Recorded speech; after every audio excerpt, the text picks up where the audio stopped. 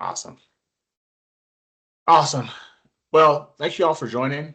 We've got a good group on the call already. I'm sure people will continue to file in, but thank you all so much for joining us on the call today and learning more about this initiative. It's really something that we're really proud of and really excited to bring to you with some new clarity, some new focus, and just want to take the next few minutes to talk more about those specifics and help you understand sort of how you can bring this to your community and how we can partner together.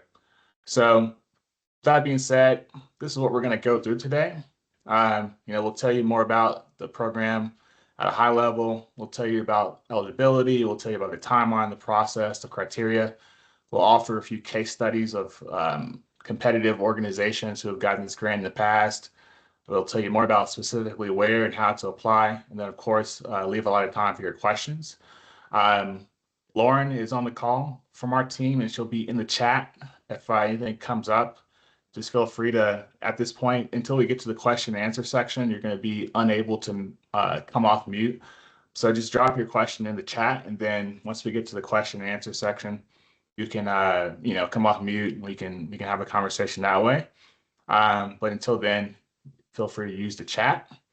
And like I mentioned before, this is all going to be recorded and it's going to be available on our YouTube channel. It's going to be available on our website. And this presentation will be available as a PDF as well for you to be able to click through and sort of use as a toolkit, use as a guide. So with that being said, again, really appreciate everyone being here, and let's get into it. Just telling you a little bit more about Outride. If you've not been familiar with our organization before, we've been around for more than about 10 years now, but this specific initiative has been around since 2019, and we're definitely always been on a mission to empower all people to experience the social, emotional, and cognitive benefits of cycling. We've expanded the focus from youth and from young people to now focusing on older adults, and we'll get into that specifically in a few moments. But like I mentioned, we've been able to distribute, just about $2.5 million to over 200 organizations. I know a lot of those organizations are on the call today. So welcome back, and looking to invite more folks into this community as well, and learn more about your work and your communities. So let's talk about the Community Impact Grant. In particular, I know that you probably know also about our Riding for Focus initiative. Some of you are also probably Riding for Focus schools. You might also be familiar with our research work. I encourage you all to sort of check out all those different initiatives, and we'll have a plug for them at the end of this conversation. But today we're talking specifically about the Community Impact Grant and what exactly is a Community Impact Grant. So this is going to be our monetary grant. This is going to be a cash grant, right? Distinct from our other program, Ride for Focus, which is in kind. The Community Impact Grant is a 1-year direct grant issued in a lump sum. There's no matching requirement. There's no sort of need to bring in other funds specifically to win this award. We'll talk more about fiscal guidelines in particular later, but just want to emphasize some of those, those key points. The grant period is going to be from March 2nd until April 30th. I think that's important to note that that's a little bit shorter than it has been in the past. You'll have, just under 2 months to formulate your application, get all the information together, and get that submitted. So, be sure to take note of that. And in particular, it's going to be the end of the day on April 30th. So whatever, that'll be for Pacific time. So just note that and know that that's when you're going to need to get your application in. And, this grant has always been sort of this $5,000 to $15,000 range. So, take that into consideration, as well as when you craft your budgets and when you craft your proposals for this particular grant. So let's get into specifically sort of the eligibility and who can apply for this. We have a couple of different profiles of applicants and some important things to note about who might not be eligible. So the geographic focus for this grant is going to be within the states and in Canada. At this time, we're not uh, international applicants are not currently eligible for this particular grant opportunity beyond Canada. So take note of that. Um, we're looking for nonprofit organizations who have that 501c3 status. And also, if you have a fiscal sponsor, that's also an allowable applicant. Look into fiscal sponsorship. If you're not aware what that is, that's a way for those organizations who haven't quite got into that IRS determination of 501c3 to be eligible to receive tax deductible donations and what have you. Also, want to note that government agencies and school districts are um, eligible for this grant, including our Riding for Focus grantees, and we'll get into specifically how that applies to Riding for Focus in a moment. But introducing this year, we're going to have these new sort of more specific focuses for our funding. And so all the grantees are going to need to be aligned with one of these priorities. And of course, we're going to go into detail here, but what we're calling creating lifelong riders, which is going to be focusing on cycling programming for, with that brain health aspect, but all the things that y'all are doing, community-based riding, skill development, safety instruction, we'll get into it. And then also for our Riding for Focus programs and those working with our Riding for Focus programs, that's going to be a specific defined category of funding that will be really focusing on this particular grant round. And then also clarifying our priority populations, you're going to need to be sort of aligned with one of these populations, one of these demographics. So youth, those folks under 18, and then our older adults and aging populations, ages 55 and older. Those are going to be our two sort of big priority populations for this particular grant. So let's get into the funding priorities. And when we say funding priorities, these are going to be the things that, we want your programming to be focused on, and what we're looking and our goals with this particular portfolio of grant making to be focused on. So creating lifelong riders is really about the programming aspect that's supportive, those supporting environments, those supportive spaces that help folks become riders for their entire lifespan. And, we'll talk about all the different examples of this, but this is a really flexible grant in terms of the types of programming, right? You might imagine, racing teams, you might imagine earn a bike, adventure racing, adventure exploration programs, bike repair, so forth. As long as the outcomes are focused on being lifelong riders and accessing the benefits of cycling, that we've done a lot of work to unravel and to discover here at Outride. That's what that bucket is about. And again, we'll talk more about those priority populations in a minute. And then the other funding priority is going to be strengthening Riding for Focus. So if you don't know what Riding for Focus is, we'll really encourage you to go to our website, check out Riding for Focus. This is our in-kind turnkey school program that provides a fleet of bikes, helmets. But those schools, aren't able to do that work all by themselves. And this program is trying to provide support for those programs, whether it be creating beyond school pathways, partnering with that school to recruit those students into your programs. If you're a Riding for Focus school, maybe this is going to be creating new opportunities within your school, additional equipment, storage, what have you. This bucket is all about bolstering those programs, and we're looking to provide a lot of support around that for either the school itself or for an organization working with that school. So we're really excited about being able to provide sort of more defined supports around that particular program and that work. Moving right along, we want to talk about this new sort of new area that we're working in with older adults. And like I mentioned before, Lauren is on the call. She's going to be she is our older adults expert. She's done a lot of work all around that area. And also Esther on our team is really highly involved in that particular area. And we're doing some really interesting work thinking about how cycling can improve, well-being for older adults. And so if that's a program area that you're looking at, we'll talk more about later, a case study that we have already that you might be able to learn from. But we're focusing on that area. And then also, of course, we've always focused on youth, um, building the next generation of riders. So if your programming falls into these particular focuses, whether it be, our creating lifelong learners, riders, creating strengthening riding for focus, and then focusing on these two demographics, then, we encourage you to apply.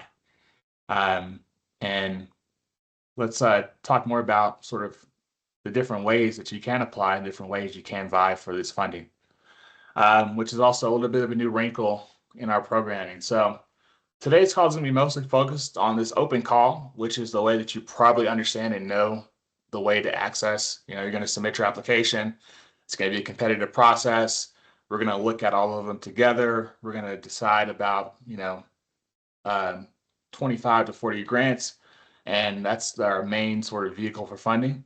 This year, we're also introducing a buy invite program. And so that's going to be, us doing our own research, us looking at partners who we funded time and time again through the open call and inviting them to come and present a sort of larger ask that might be multi-year, that we can work together to do something more sustainable over time. And that's going to be something that, will come from the program team, come from our whole team straight to you. And that's something that, you won't be able to apply for directly, but we're going to find you. And that's another way that you can sort of partner with us. That's new for this particular grant cycle.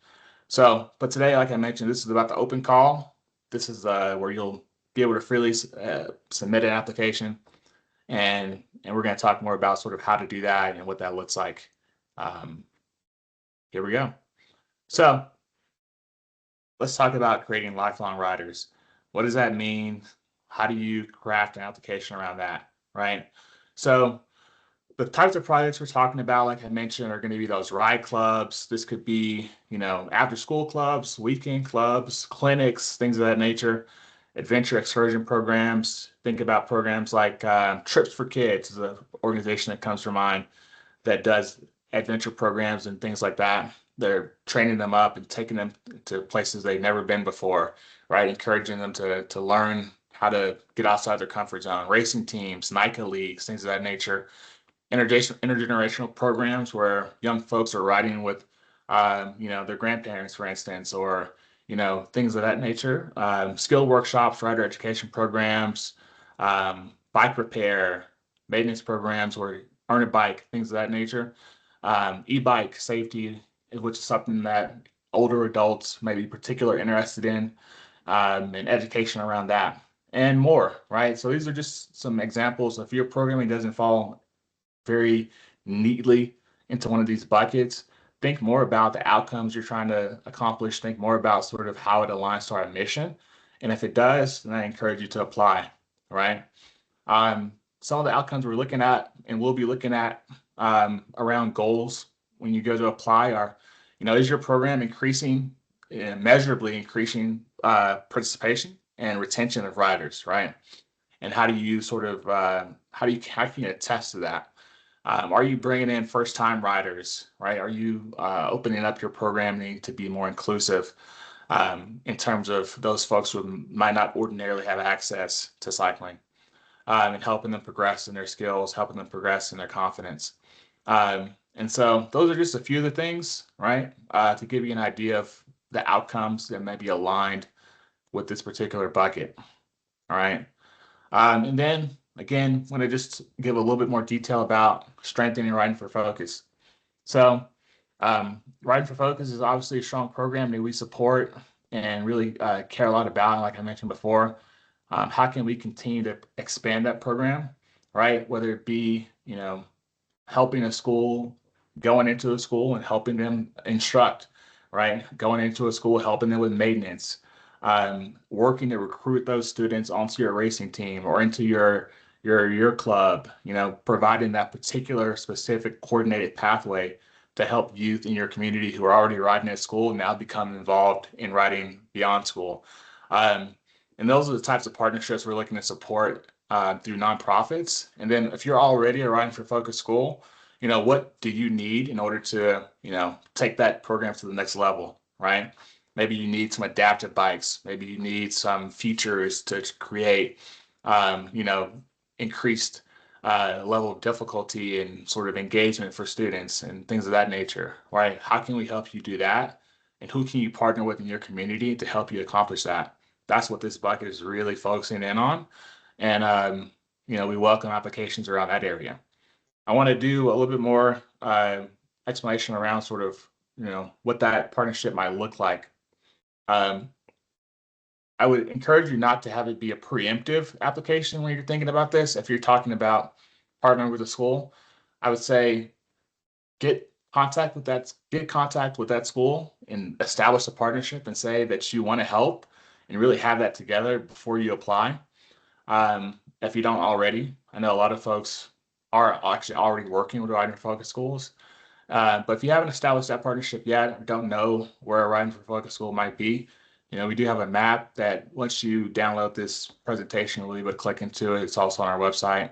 You can also reach out to us and say, hey, I'm in St. Louis and I want to partner with the school, and we can connect you with the schools in St. Louis and help you broker that relationship and then apply for this particular grant opportunity. And I know it's a short window to sort of do all that together, but if you have that initial contact and both parties are aligned, that's all that's really needed to go forward. So like I said, just more examples, like I was mentioning in the previous slide, but that is what that bucket is really about. All right. So crucially, I want to talk about this as well. What this program is not going to fund, and specifically want to hone in on the trail development and infrastructure piece, which is something that Outride has funded in the past, but after some review of those projects, after some review of what's needed in this space, we've just determined that our expertise is really with programming. Our expertise is really with those sorts of organizations that are working, to get the youth, get the older adults onto the trails, and not necessarily building the trails themselves. Because the level we fund at, and sort of like, again, our expertise is not there, and we're not the best partner. We do know some folks who would be great for that. We're welcome. We're willing rather to connect you with them, but we're not going to be the best funder for trail development, infrastructure, things of that nature. You can see the rest of the other ineligible, applicants here. Those haven't changed much, but crucially, just want to focus in on telling you and noting that trail development is not going to be a part of this particular portfolio going forward. All right. So let's go ahead and talk more about the overall timeline. This is something I think is going to be important as you plan out, when you might see funding come through. Get that application in by the 30th. We're going to convene a grant committee, which I'll talk more about in a second, in May and June. And if all goes according to plan, we're going to get award notifications out to you in the summertime, which will be ideally July in that month, or maybe a little bit later, depending on how everything shakes out. And then, our reporting is really simple. I'll talk more about that as well, but you'll have an impact report, which is sort of this piece around what happened with the grant due, summer of 2027, which feels like some made up year, but nonetheless, that is next year when we will be expecting impact reports to be due for this particular grant cycle. What does that selection process entail that I was mentioning? So you're going to submit your application. I'm going to take a look at it for eligibility. There is an eligibility quiz, but every once in a while that can be, you can slip through the cracks, but I'm going to make sure that each application is eligible and complete. And if there's anything that's, off or anything that needs further clarification, I'm going to get with you to help you do that. And then it's going to go to our committee, where we'll have 2 reviewers look at each application, and we'll have them, come to an average score, and then applications are ranked, and we award until our grant making budget is exhausted. And sometimes, like I mentioned, we might amend the grant ask that you request. It might be lower than what you asked for. In some instances, maybe we say this is something we can do on a different to the buy invite program, maybe, but that'll be rare, right? Don't want to make any promises around that, but just to note, some of the buy invite might come out of this pool. And then 25 to 40 grants will be awarded. That's what we've done historically. And it's been around 300 to 350K in total awarded through these grants. So if that gives you any idea about sort of the whole process, we usually get around 100 to 200 grant applications each round. So it's a pretty competitive process, and we wish we could do more, but that's what we're able to do um, in this particular round. So let's talk about the criteria that grant committee will be looking at, and give you some tips around sort of how to really hone in and dial in your application and proposal. Um, each application will be judged within these particular domains. So mission alignment, impact, equity and inclusion, and then financial development and sustainability. Each of these will be weighed equally. Like I said, each grant reviewer will give you a score on one of these realms, domains, and the application will be aligned to that as well. So you'll see clearly what you're filling out. When we talk about mission alignment, it's really about this focus on brain health, this focus on social, emotional, cognitive health. We know that cycling is a competitive sport. We are all really engaged and really interested in that, but we are more interested in this particular program about how cycling can provide these different types of outcomes related to our well-being, our general well-being. And so focus in your application on that. Even if you're a racing team, even if you're really interested in, rider development, how does that also, accompany these other types of benefits, right? And make sure you attest to that. For example, right? I would encourage you all to take a look at our website again and look at our research papers. Go and watch videos of Lauren talking about our research at the Research Summit. This is going to give you a lot of, really interesting information just in general, but it's also going to help you weave in some of the language that we're looking for and some of the focus that we're looking for in terms of mission alignment. We have a lot of really great content, a lot of really great information that's going to help you understand what Outride is all about. And so craft your proposals to that particular, information. If that's something that's true to what you're doing, it's something that you really want to imbue into your programming, of course, right? So that's about mission alignment. And then let's talk about impact. I got a formatting error there that I thought I caught, but I didn't. So that's supposed to say tips. Nonetheless, let's talk about impact. So this is really about how you can attest to your track record of success. Okay. We of course want to know and understand your reach. We want to know how much input you're doing in terms of programming hours, sessions conducted. We want to know about all that, and we want to make sure that you have a strong command of that you've measured that you've been thoughtfully tracking that information, and can provide a narrative of all of that, right? How is it that your program has grown, right, through from when you began this programming to when you began your organization till now, right? Attest to that. Also, what has happened as a result of your programming, right? We know that you've gotten a lot of youth riding, but can you say something about whether or not that newfound habit, that newfound passion for riding has increased their well-being? And how do you do that, right? Testimonials are great for that. Surveys are great for that. And sort of narratives and storytelling around that is really sort of going to help you bring that all together, right? If you've done case studies, if you have done independent reviews from third-party organizations, those are all great too, right? And then there's also going to be a section for you to look forward and say, this is what we've accomplished, and here's what we want to accomplish for this particular grant. And that's where this SMART goal is going to come in, which is, of course, an acronym that's basically about measurable specific goals. So we're going to want to have that be a big piece of the impact portion. And so, like I said, we're not just solely looking for quantitative measures. Include the testimonials, include the letters of support that you've gotten from other funders, include the parent testimonials, include all of that to help us understand specifically sort of what you've been able to get done, right? Um, so let's also talk about equity and inclusion.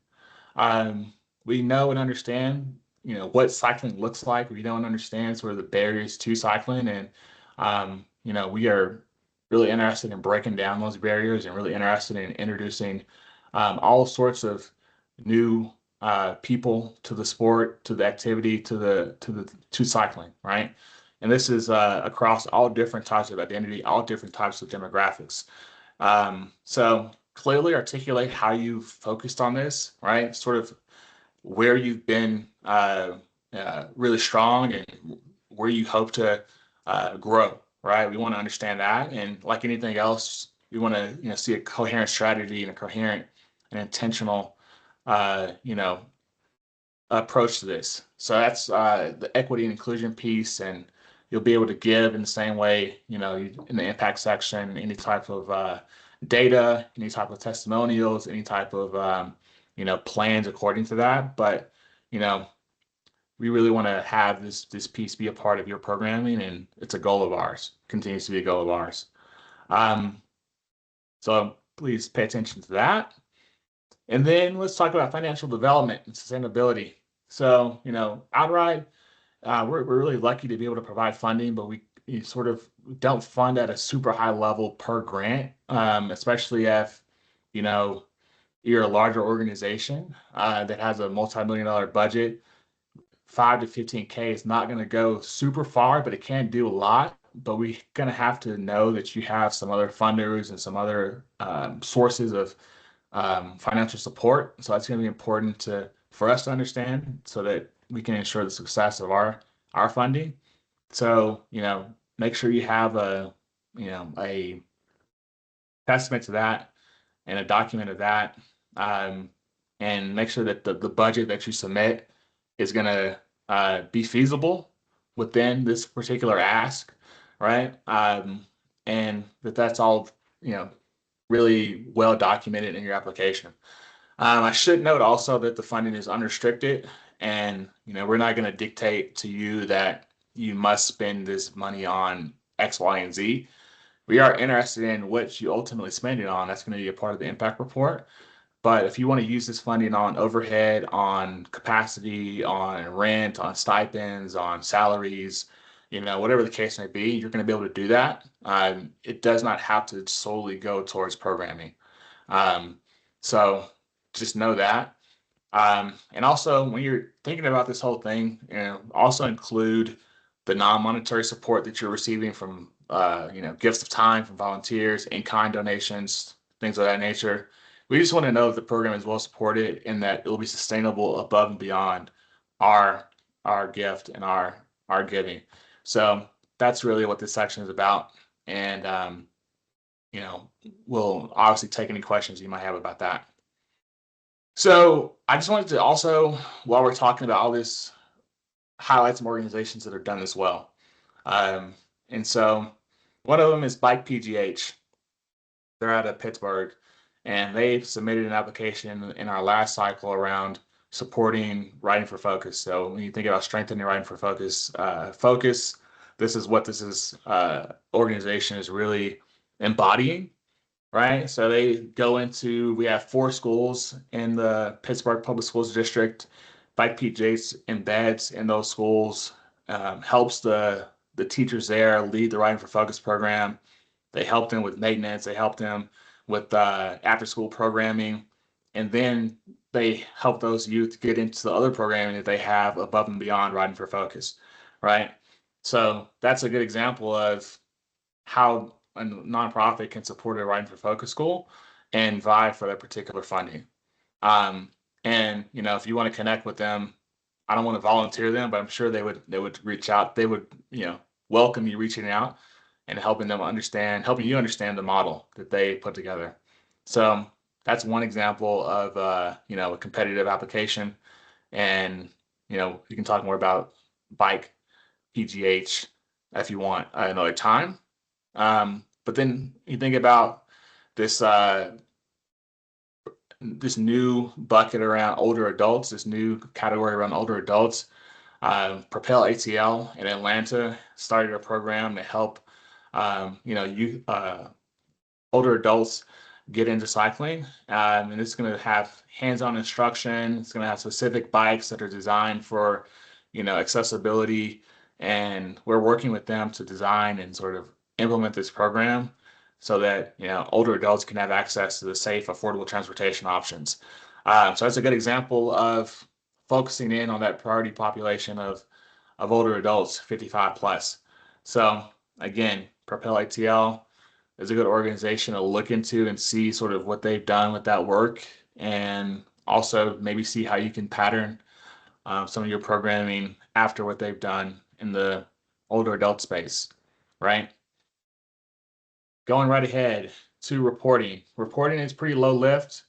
Once you've got the grant, in the same way you do for other grants, perhaps keep track of your expenditures, uh, take note of any accomplishments that you may have, had over the course of the year, and then put that into your impact report 1 year from the award. We don't have any, site visits mandatory. We don't have any calls or anything like that that you have to partake in. We will have opportunities to engage and build a network, but it's not anything that's a part of the reporting. We also just love pictures, videos, and your stories. If you have them, you know, it's not a formal requirement, but we hope that you can submit those and hope that you can send us that to help us understand the impact that you're having, like these organizations have done, and like they do from time to time. These are all part of our last grant cycle. So, um, other organizations to look into if you're interested in some of our past grantees. Um, from a technical perspective, once you log into outridebike.org/apply, you're going to see 3 different grant programs. Um, the Research Partnership Grant, which you can learn more about. We recorded a webinar about that earlier today if you want to learn more about that. And Lauren's also on the call to answer any questions you have about how to partner around research. There's the Writing for Focus grant, which is for schools. And then there's this particular grant, which is a community impact grant. And particular to this program, you're going to need to register as an organization to access the application. And so the way that you do that is, when you can click on this link, and within the application portal, you have a couple of different options to register as an organization or as an individual. If you've already registered as an individual, there's a way to become a part of an organization. But until you do that, you won't be able to access it. So take note of this particular requirement for applying for this program. Let's note a couple of other things.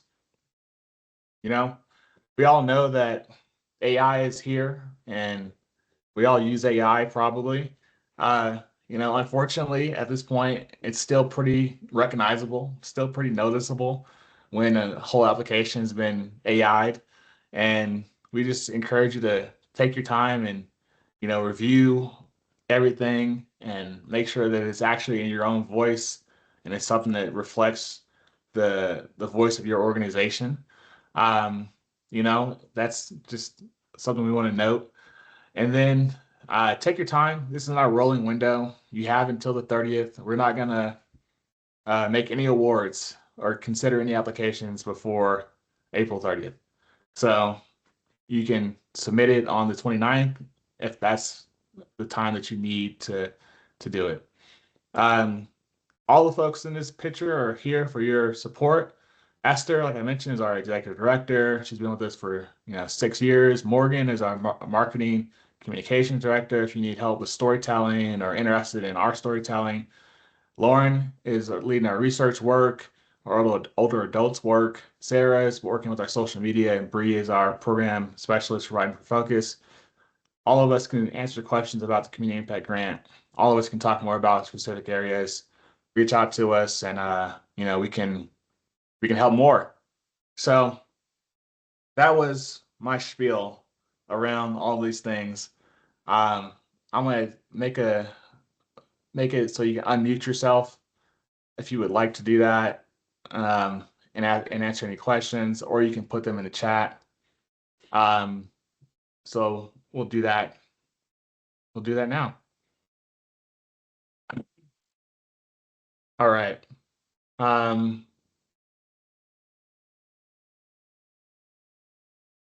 when will you be extending invitations for the Bite Invite program? Um, that will happen on an ongoing basis. There's not really a defined window for the Bite Invite. We already have a few organizations that we've talked to and have been considering, and as we find and sort of look at others, we'll do it sort of on an ad hoc basis. So um, there's no sort of exact time frame for that. Looks like another question is, we're looking at this grant to help fund a week-long Learn to Bike camp. Could we potentially, I would say, um, Heather, if you could reach out to me at chaz@outridebike.org. I don't want to talk at length around the specific programming that y'all are looking to do, but I will, tell you more about how that could fit in. The short answer is maybe. Are you expecting any change in funding dispersed or applications received compared to previous years? So I would say probably we're going to get, considering sort of the funding landscape, um, we're probably going to get a lot of applications, and it's probably going to be more competitive than it has been in previous years, just given the fact that there's less funding available, maybe from government sources and things like that. So that'd be my projection. Um, is creating an organization a new step, or will you already be in your system if you apply several times? So you would have to create an organization.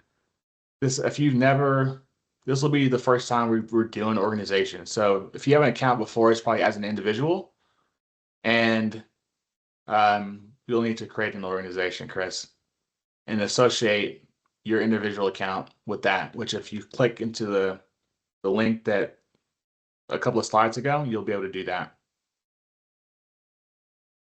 The best email for questions is, I mean, really any of them, but chaz@outridebike.org is going to be the best one for this particular program. There's also hello@outridebike.org or any of our names at outridebike.org. But that's the best one for this particular program, chaz@outridebike.org. Any general questions about the guidelines, about the funding priorities, about anything like that?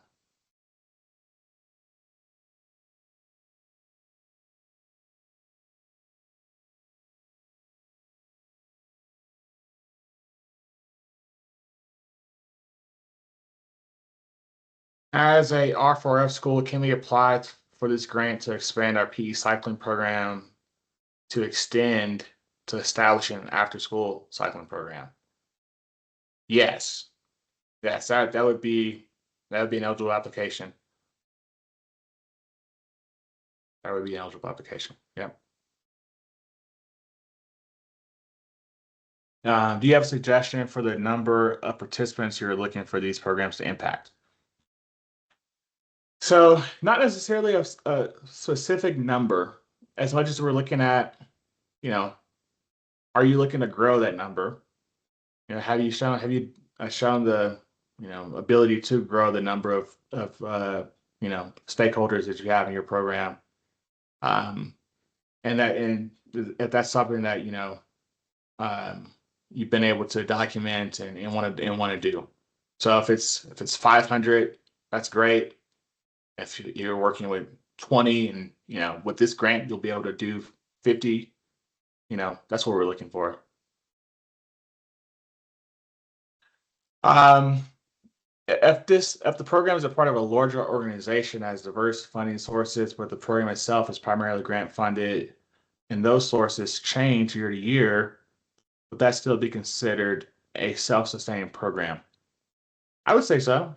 Um, when we're looking at the financial development piece, you know, we do just want to understand if you're part of a larger organization, we want to understand that budget and then specific budget for this particular program, right? Both of those pieces are a part of it. And then, what are all the different ways that the cycling work is being funded? How can we add to that, um, and be a part of that, and not be the only person, the only entity rather that is a part of it. We don't feel that's sustainable. Can you share more about what creating a lifelong rider means for adults over 55 who have lived the majority of their years already? So, of course, creating a lifelong rider is gonna be, starting at youth. That's where we're gonna, that's where the majority of that work's gonna start. But older adults are part of that because, of course, we also believe that cycling can impact, their well-being, and we know that, even if it's not necessarily them riding, you might look at a program like Cycling Without Age is a good example of this, where it's an intergenerational program, and they're participating in their community for however long they have left with us. And so I think that's they'll get too caught up in the semantics of that particular title or label as it relates to lifespan. Just know that we're looking for programs that are focused on those adults, those particular demographics, and helping them get the most out of cycling at whatever age they are. Can you help us connect with local groups? Yep, reach out to us. Um, we have a large base of grantees all over the country. Each of the selection criteria equally weighted? Yes. All the selection criteria are equally weighted. Um, all right, all right, all right,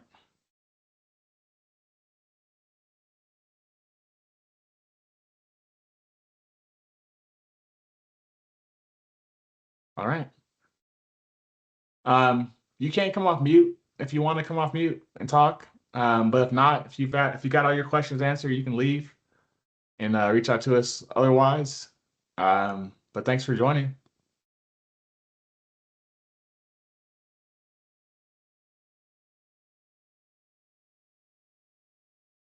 Hey, Chad, this is Matt in San Francisco. Um, who Hey, did you Matt. say was the contact for the research grant? Lauren Shuck. Uh, she'll probably put her email in the here, but it's also research